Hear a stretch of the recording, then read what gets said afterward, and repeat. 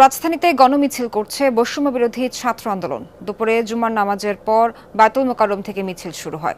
বায়তুল মোকাররমের উত্তর গেট থেকে আন্দোলনকারীদের মিছিলটি পল্টন মোড় ও প্রেস ক্লাব হয়ে শাহবাগের দিকে যায়। পরে ঢাকা বিশ্ববিদ্যালয় এলাকায় ঢোকার চেষ্টা করলে পুলিশ বাধা দেয় এবং বাকবিতণ্ডা হয়।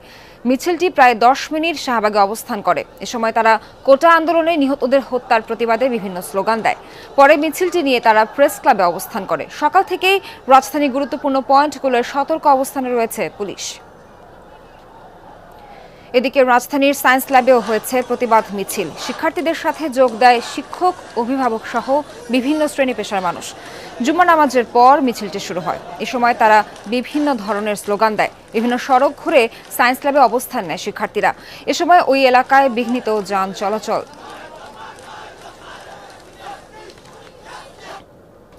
এই মুহূর্তে জাতীয় প্রেস ক্লাবের সামনে আছেন সহকর্মী সাইফুদ্দিন রবিনের কাছে যাচ্ছি। রবিন, গণমিছিলের পর শিক্ষার্থীরা তাদের পরবর্তী কর্মসূচি সম্পর্কে কি তথ্য দিয়েছে জানান।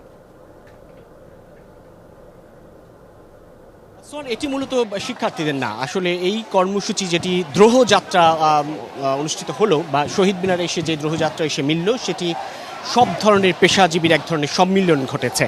এখানে শিক্ষক রয়েছেন, এখানে চিকিৎসক রয়েছেন, প্রকৌশলী রয়েছেন, শিল্পীরা রয়েছেন, শিল্পের সকল শাখার সাধারণ রয়েছেন, ডান বাম সব এসে বলা চলে এক ধরনের মিলেমিশে একাকার হয়েছে কেন্দ্রীয় শহীদ মিনার চত্বরে। জাতীয় প্রেস ক্লাব থেকে বিকেল 3টার নাগাদ আসলে শুরু হয় যেই দ্রোহযাত্রা কর্মসূচিটি। এই কর্মসূচির মূল লক্ষ্যে ছিল ছাত্র জনতার হত্যার প্রতিবাদ, এবং এই মঞ্চ থেকে বা এই দ্রোহযাত্রা কর্মসূচিতে অংশ নিয়ে যারা বক্তব্য রেখেছেন তাদের বক্তব্যের মধ্য দিয়ে হত্যাকাণ্ডের বিচার চেয়েছেন। তারা সম্প্রতি যে কোটা সংস্কার আন্দোলন ঘিরে যে হতাহতের ঘটনা ঘটেছে তার বিচার নিশ্চিতের দাবি জানিয়েছেন, এবং সেই সঙ্গে এই বিচার নিশ্চিত করার লক্ষ্যে সরকারের পদত্যাগের দাবিটি উঠেছে এই কর্মসূচি। এবং একটা বিষয় উল্লেখ করার, যেখানে এই প্রেস ক্লাবের সামনে যখন জমায়েতটি ঘটে, দলে দলে বিচ্ছিন্নভাবে বিক্ষিপ্তভাবে বিভিন্ন জন আসলে যোগ দেন।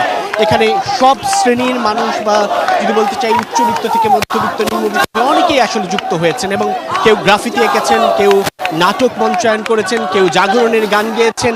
এক একজন এক এক রকমের পারফরমেন্সের মধ্য দিয়ে মূলত তাদের প্রতিবাদ জানানোর চেষ্টা করেছেন।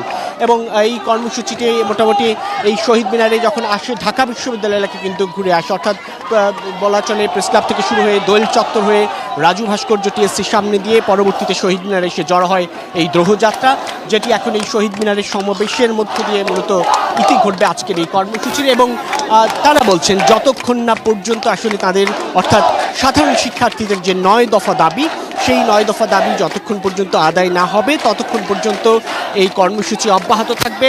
এবং এই কর্মসূচিতে সাধারণ যারা এখনো তাদের সঙ্গে সংহতি প্রকাশ করেননি। রবিন, ধন্যবাদ আপনাকে। সাইফুদ্দিন জানাচ্ছিলেন কেন্দ্রীয় শহীদ মিনার থেকে।